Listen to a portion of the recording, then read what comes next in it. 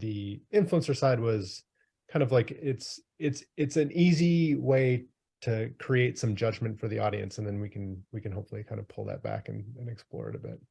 For sure. And I think what you meant to say is these influencers are heroes, these people that put themselves out on video for social media, just Yeah, doing great work, trying to get they're the word saving out us there. all. So like they're saving society. I think they're, yeah, exactly. Yeah, exactly.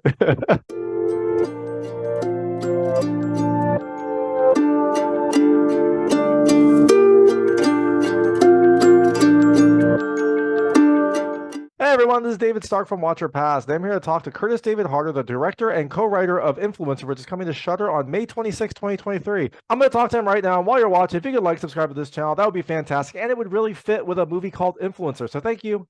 So thanks so much for joining me. This is Curtis David Harder, the co-writer and director of Influencer, which is coming to Shudder on May 26, 2023. It is a slow burn horror thriller that has a fantastic location, a really nice sense of dread, and I really love the kind of contrast between these people's public and private lives. It is another fantastic horror film by this director, and I can't wait to talk to you. So thanks so much for joining me. Thanks for having me, man.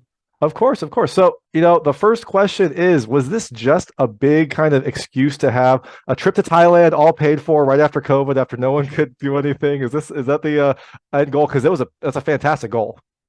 Yeah, there's obviously a lot of benefits to doing like writing movies to take place in places you want to go. But I think I don't know. Thailand always had this allure to me. I've always wanted to make a movie there, since seeing pictures and films set there. So I think for us it added to the kind of the mystique of the story, and I think the landscapes and stuff really were kind of paramount to kind of the story we were trying to tell.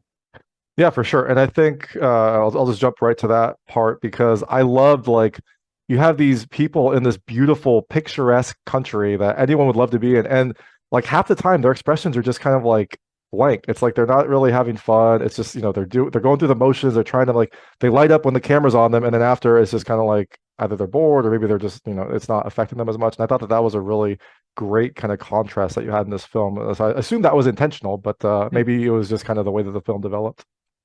Yeah, I think like for us it was very much kind of playing up that aspect that we kind of need to almost take photos of something for it to exist now, as opposed to just being able to actually go and enjoy a place. And so I think when we were developing it, the idea of kind of going to Thailand and just kind of like exploiting it for its backgrounds, and then inherently these characters are all struggling with different things. So kind of showcasing that both sides of it. Yeah, for sure. And quickly, we should take a selfie just to make sure that this interview actually happened. Yeah. And I saw that you co-wrote this film. Mhm. So I'm curious, like, at what point did you come in? Did you like help with the concept? Did you come in after like a treatment was written to like flesh it out? How involved were you in the writing? Very involved, yeah. Tesh Kudakana and I have written a bunch of scripts together.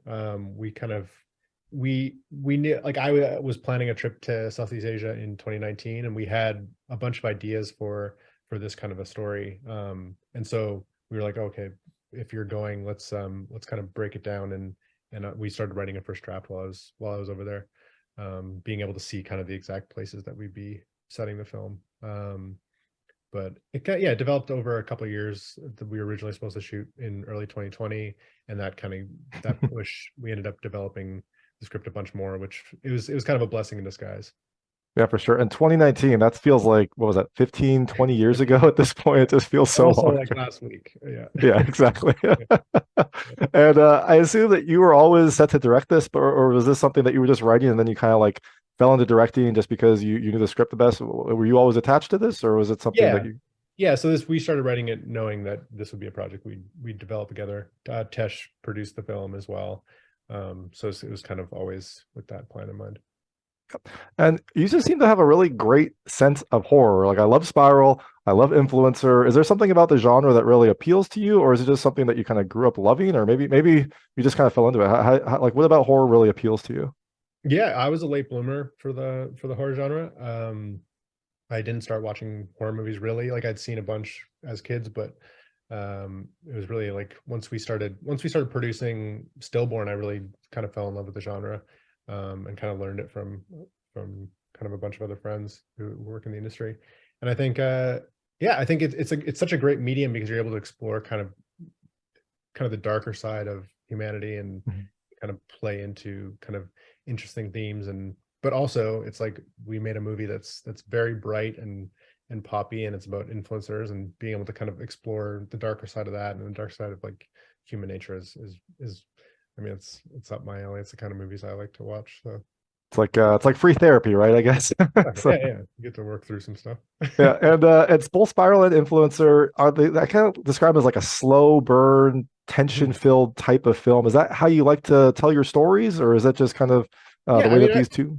I've always liked like psychological thrillers, anything that kind of gets into kind of the psyche of how people tick. I think Spiral and Influence are obviously very different films, but they still kind of have that cerebral aspect to it where we're trying to see kind of, yeah, through someone's personal internal struggles and journey. So I think there's definitely some parallels in kind of some overarching themes, Yeah, but definitely. very And different. Yeah. and definitely something different from Spiral that was in this film. You mentioned it was poppy. I mean, the visuals were beautiful, but also the music was really a nice touch. It was like upbeat, it was energetic, and sometimes you knew that something terrible was happening, and you still had this wonderful music. Were you involved at all in the music selection, or who was kind of helping you in that respect? Yeah, our composer Avery Kentis, who also did Spiral, again, very different scores. And then, but yeah, I think it's kind of like that. We're playing with expectations and always trying to like subvert them a little bit. And then the soundtrack, yeah, it was just a lot of musicians I really respect, and I would just reach out to musicians that a lot of music that I was listening to while we were shooting it, and seeing if we could use it. And a lot of artists really came through and were very, very supportive of the film. That's awesome because I know it's always a difficulty sometimes when you're filming. You're like not sure if you're gonna get the rights, and you're like you have something in mind, but you might have to have a backup song just in case. So that's perfect. Were you Yeah. listening to any of this music when you were out on your original trip in 2019 writing this, or was this just something that came about when you were shooting? Yeah, a few of the songs actually I had heard while I was over there. So it was really cool to kind of be able to include that. And thankfully like artists often sometimes they're like not as supportive. So it was really cool to see how engaged and open they were. That's perfect. And so when you were writing this, did you model these characters off of any like influencers that you knew or followed, or was it just kind of like a general influencer culture? I'm just curious, like what were the muses behind these influencers in the film? Yeah, very, very general.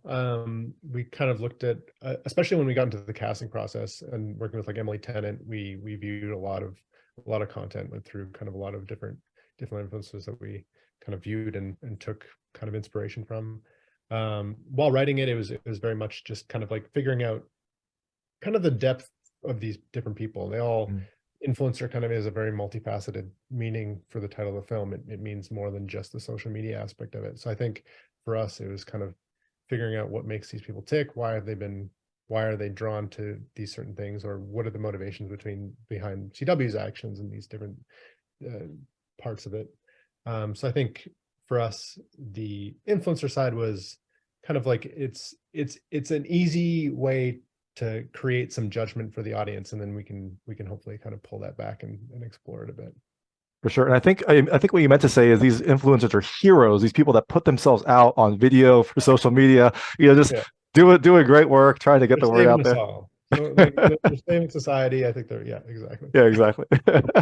I think just to add to that though, I think like a big thing for us was kind of like there are people behind all this. So I think Mhm. when we hear a lot of movies where they explore the aspect of influencers, it's easy to just kind of dismiss and mock them and make them out to be these shallow human caskets. I think but I think for us it was like, no, these are real people. They're drawn to this, but we all have kind of these what makes you want to be an influencer. I think it's like the most sought after career in Zoomers. So I think like for us, it was like, what is that? Why? But at the end of the day, it's people behind this, and they're flawed and they're normal, and so it's easy to just dismiss it. But I think we wanted to kind of dig a little deeper.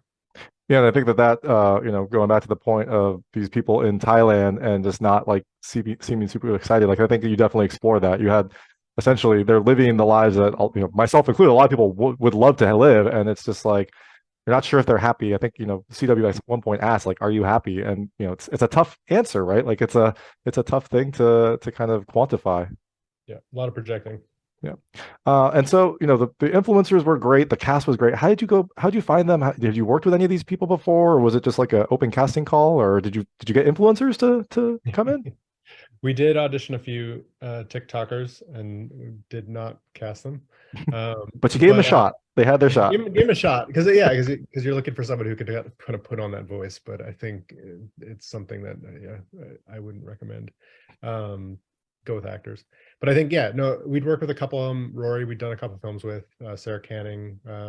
We'd worked with on a couple previous projects. Cassandra kind of came left field from a recommendation, and it was her first feature in a leading role. So it was really cool to kind of explore the character with her kind of first foray into carrying a movie. And I think she did such a wonderful job. And she'd never ridden a motorcycle, she'd never driven a boat, she'd never been kind of overseas. So I think it was something that was cool to see the firsts that and her tackle that. Yeah, that's awesome. A couple of people we'd worked with before and a couple new faces. I bet she has a lot more followers now than she did when she started the process. So it works out. And so when I was watching it, as soon as I saw the influencer Instagrams, I immediately went and like looked them up to see if they were real. You could have like created those and then maybe gotten your own followers and like built up a social media presence. I guess that wasn't part of the. I'll be the one to take some identities. Yeah, exactly. I mean, yeah, just it's all viral marketing, right? That's all it is. Exactly. So I know we have limited time. I'm going to switch to, I call it the lightning round. They're just lightweight questions about the film. I want to see how your personal experiences map to things in the film. You can feel free to pass on any of them. I will not be offended, but I try to keep them very answerable. Cool. The first question is, if you could travel anywhere, where would you go? I'd like to spend more time in Japan. I've only been there for just over a day, so it'd be cool to spend some more time. Yeah, Japan. Yeah, you can do a lot in a day, but you can't do nearly enough a day. So that would be awesome. Exactly. And I'd love to see more horror movies set in Japan. So fingers crossed. Fingers crossed. Have you ever traveled alone? Yes, quite a bit actually. My first trip to Thailand, it was a solo trip for a few months. So that is and you survived. I assume. Yeah. Still here. Yeah. The movie didn't happen for real. Yeah, it was a research trip. So we'll leave it up to the imagination what you were doing there. Yeah. What was the last thing you posted on social media? I think something about this movie. That'd be fair. No, it was supporting some short films of some friends of mine that had just come out. Yeah. That is an even better answer. I mean, this movie would have been fair, but supporting other people's films, that's also great too. Yeah. Have you ever made like a sponsored post, like a post from a brand or something like that? Thankfully. We're still pure. Stay true. Stay true. True. Do you take pictures of your food? Sometimes. I cook a lot, so I think I send photos to my parents. That's the way, like you said, like it's not real unless you take a picture of it, right? Yeah, it's not real. Yeah. I didn't cook it. If you ate it, you ate it, so it's gone now. So whatever. Exactly. Everything is so fleeting. That's the message of this film. Yeah, exactly. So Madison was interesting because she journaled like pen and paper writing in the film, which is very like, I don't know, not what I would expect an influencer to do, not what I expect a Gen Zer to do. Do you journal? Is that something that you do? Sometimes, yeah. I still keep up with it a little bit. I find that that's like maybe a little bit more substantial way of keeping track of things. You can it's fun to kind of look back at certain moments and see where your headspace was at and how you've changed. So I think that it's fun, a little more satisfaction than just taking a photo of something. Yeah, for sure. And it's nice to like kind of have that all in one spot that is like, private and special. So yeah. Have you ever made friends while traveling? Yeah, there's still a few people from around the world that I stay in touch with. So it's kind of cool. Nice. And have you ever made friends with someone you follow on social media? Yeah, there's a couple friends actually that I knew when I was like really young, that I met online and then eventually met in person. It was an interesting, you have kind of an understanding of who someone is, and then you meet them and it's like completely different, but still the same person. So that was always kind of a cool thing. Sure. That's awesome. They say never meet your I don't know, the celebrities and the people that you love, but it sounds like that was a great experience. So yeah. I think they say never meet your heroes. Maybe they aren't heroes. Maybe they're just people that you're interested in. Do you have any birthmarks? I do not. I actually do. I used to have a little gold spot on the bottom of my eye, but it seems to have disappeared. But I had it until I was kind of into my late teens. A little golden spot. So That would be an awesome brand, like oh, gold yeah. spot pictures. That's a well, maybe they'll come back. Maybe as you become more and Maybe, more yeah. famous, it'll Yeah, come yeah. back. We'll hopefully come Yeah. back. Yeah. Uh, how long do you think you could survive on a tropical island? I'm just trying to figure out how many notches you think that tree would have if you were on there. Like a day. I don't know. I think I could give a run for its money, but I'm not sure. But I'm pretty adaptable, I think. Yeah. So Yeah. I think a lot of us are pretty easily like we're quick to think that we'd do better than we probably would in Yeah, but you have all this experience from this film, so I think you know yeah, you'd be able to survive a couple days. Yeah. a couple days at least. Yeah. And the last question is, how many followers do you have, and have you ever wanted to be an influencer? I have not ever wanted to be an influencer. I don't even know. It's maybe 1,000 or something. It's mostly just friends. It's not something I've ever been interested in, that's for sure. 1,000 is still very respectable. So, speaking of influencers, the film is Influencer. It's coming to Shudder on May 26, 2023. This is director Curtis David Harder. You were out promoting the film. You were getting the word out. After people see this film, is there anything else you have in the pipeline? Any other projects that people can look forward to?